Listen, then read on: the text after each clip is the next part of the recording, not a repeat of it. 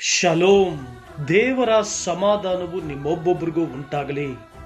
ಕ್ರಿಸ್ತನಲ್ಲಿ ಪ್ರಿಯ ದೇವರ ಮಕ್ಕಳೇ, ಎಷ್ಟೋ ಸಾರಿ ನಮ್ಮ ಜೀವಿತಗಳಲ್ಲಿ ನಾವು ಸೋತು ಹೋಗ್ತೇವೆ, ನಿರಾಶರಾಗ್ಬಿಡ್ತೇವೆ.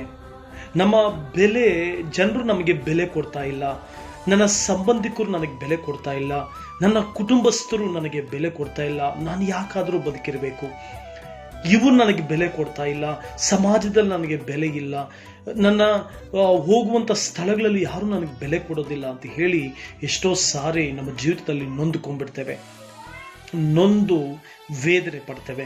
ಪ್ರಿಯ ದೇವರ ಮಕ್ಕಳೇ, ಈ ದಿನ ದೇವರು ಮತ್ತಾಯನ ಬರೆಸುವ ವಾರ್ತೆ 10ನೇ ಅಧ್ಯಾಯ 31ನೇ ವಚನದಲ್ಲಿ ನಮಗೆ ಜೊತೆ ಮಾತನಾಡ್ತಾ ಇದ್ದಾರೆ. ಅದುವೇ, ಆದುದರಿಂದ ಹೆದರಬೇಡ್ರಿ, ಬಹಳ ಗುಬ್ಬಿಗಳಿಗಿಂತ ನೀವು ಹೆಚ್ಚಿನವರು.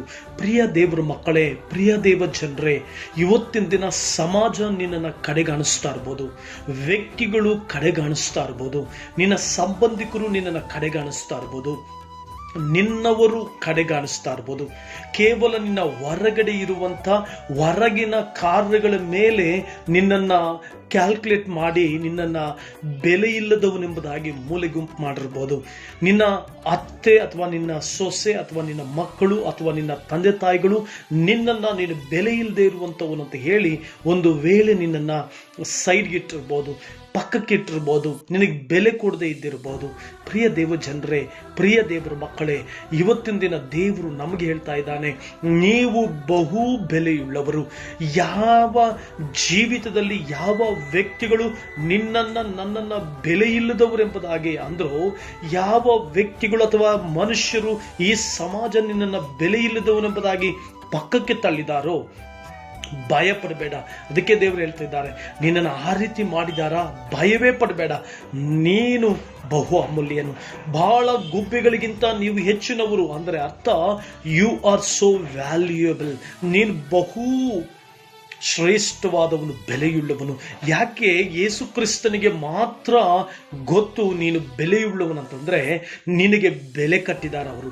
1 ಕೊರಿಂಥದಲ್ಲಿ ಬರೆದಿದೆ, ನೀವು ಕ್ರಯಕ್ಕೆ ಕೊಳ್ಳಲ್ಪಟ್ಟವರು. ಅಂದ್ರೆ ಅರ್ಥ, ನಿನಗೋಸ್ಕರವಾಗಿ ಬೆಲೆ ಕಟ್ಟಿದ್ದಾರೆ. ಅವರು ತನ್ನ ರಕ್ತವನ್ನೇ ಸುರಿಸಿ, ತನ್ನ ಗಾಯಗಳನ್ನೇ, ತನ್ನ ಬಾಸುಂಡೆಗಳನ್ನೇ ನಿನಗೆ ಬೆಲೆಯಾಗಿ ಕಟ್ಟಿದ್ದಾರೆ. ಆದ್ದರಿಂದ ಈ ಲೋಕದ ಜನರಿಗೆ ಯಾರಿಗೂ ನಿನ್ನ ವ್ಯಾಲ್ಯೂ ಅರ್ಥ ಆಗಲ್ಲ, ಈ ಲೋಕದ ಯಾವ ವ್ಯಕ್ತಿಗಳಿಗೂ ನಿನ್ನ ವ್ಯಾಲ್ಯೂ ಅರ್ಥ ಆಗಲ್ಲ, ನಿನ್ನವರಿಗೆ ನಿನ್ನ ವ್ಯಾಲ್ಯೂ ಅರ್ಥ ಆಗಲ್ಲ. ಆ ಸರ್ವಶಕ್ತನಾದ ದೇವರು, ಆ ಜೀವ ಸ್ವರೂಪನಾದ ದೇವರು ತನ್ನ ಪ್ರಾಣವನ್ನೇ ನಿನಗಾಗಿ ಕೊಟ್ಟಿರೋದ್ರಿಂದ, ಆ ಪ್ರೀತಿಯಿಂದ ತನ್ನ ಜೀವಿತವನ್ನೇ ನಿನಗಾಗಿ ಅರ್ಪಿಸಿರೋದ್ರಿಂದ ನಿನ್ನ ಬೆಲೆ ಆತನೊಬ್ಬನಿಗೆ ಗೊತ್ತು.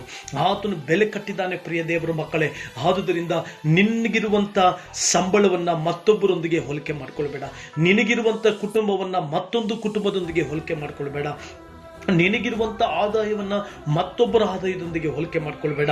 ಒಂದು ವೇಳೆ ಜನರು ನಿನಗೆ ಹೋಲಿಕೆ ಮಾಡಿ ನಿನ್ನನ್ನು ದೂರ ಇಟ್ಟಿರ್ಬೋದು, ಭಯಪಡಬೇಡ, ನೀನು ಬಹು ಅಮೂಲ್ಯನು. ದೇವರ ವಾಕ್ಯದಲ್ಲಿ ಯೆಶಾಯನು ಬರೆದ ಪ್ರವಾದ ಗ್ರಂಥದಲ್ಲಿ ಬರೆದಿದೆ, ನೀನು ಪ್ರಿಯನು, ಅಮೂಲ್ಯನು, ನೀನು ಬಹು ಪ್ರಿಯನು. ಅವತ್ತು ದಾನಿಯೇಲನಿಗೆ ಯೇಸು ಕ್ರಿಸ್ತನ ತನ್ನ ದೂತನ ಕಳಿಸಿ ಹೇಳ್ತಾರೆ, ಬಹು ಪ್ರಿಯವಾದವನೇ ಅಂತ ದೇವರ ದಾನಿಯೇಲನಿಗೆ ಹೇಳ್ತಾರೆ. ಇವತ್ತು ನೀನು ಯಾವುದ್ರ ವಿಷಯದಲ್ಲಿ ಸೋತು ಹೋಗ್ತಾ ಇದೆಯಾ, ಯಾವ ಸಂಗತಿಗಳ ಕುರಿತಾಗಿ ಸೋತು ಹೋಗ್ತಾ ಇದೆಯಾ, ಭಯ ಪಡಬೇಡ, ನೀನು ಬಹು ಬೆಲೆಯುಳ್ಳವನು. ನಿನಗಾಗಿ ಬೆಲೆ ಕಟ್ಟಿದ ಆ ದೇವರೇ ನಿನಗೆ ಹೇಳ್ತಾ ಇದ್ದಾರೆ, ಸೋತು ಹೋಗಬೇಡ ಮಗನೇ, ಮಗಳೇ, ನೀನು ಬಹು ಬೆಲೆಯುಳ್ಳವರು. ಜನರು ಒಂದು ವೇಳೆ ನಿನ್ನ ತಿರಸ್ಕರಿಸಿರ್ಬೋದು, ನಿನ್ನ ಎಜುಕೇಶನ್ ನೋಡಿ, ನಿನ್ನ ಕಲರ್ ನೋಡಿ, ನಿನ್ನ ಫ್ಯಾಮಿಲಿ ಬ್ಯಾಕ್ಗ್ರೌಂಡ್ ನೋಡಿ, ನಿನ್ನ ಫೈನಾನ್ಷಿಯಲ್ ಬ್ಯಾಕ್ಗ್ರೌಂಡ್ ನೋಡಿ ನಿನ್ನನ್ನು ಕಡೆಗಾಣಿಸಿಬಿಟ್ಟಿರ್ಬೋದು, ನೀನು ಏನಕ್ಕೂ ಬಾರ್ದು ಅಂತ ಹೇಳ್ಬಿಟ್ಟಿರ್ಬೋದು. ಬಟ್ ಯೇಸು ಕ್ರಿಸ್ತನು ತಾನೇ ನಿಮಗಾಗಿ ರಕ್ತವನ್ನು ಸುರಿಸಿ ಪ್ರಾಣ ಕೊಟ್ಟಿರೋದ್ರಿಂದ, ಆತ ನಿಮ್ಮನ್ನು ಬಹು ಅಮೂಲ್ಯರಂತೆ ಎಣಿಸಿರುವುದರಿಂದ ನಿಮ್ಮನ್ನು ಆತನು ಪ್ರೀತಿಸ್ತಾ ಇದ್ದಾನೆ. ನೀವು ಹೆಚ್ಚಿನವರು, ಬಹಳ ಗುಬ್ಬಿಗಳಿಗಿಂತ ನೀವು ಹೆಚ್ಚಿನವರು, ಸೋತು ಹೋಗಬೇಡ್ರಿ. ನೀವು ಶ್ರೇಷ್ಠವಾದವರು, ಸೋತು ಹೋಗಬೇಡ್ರಿ.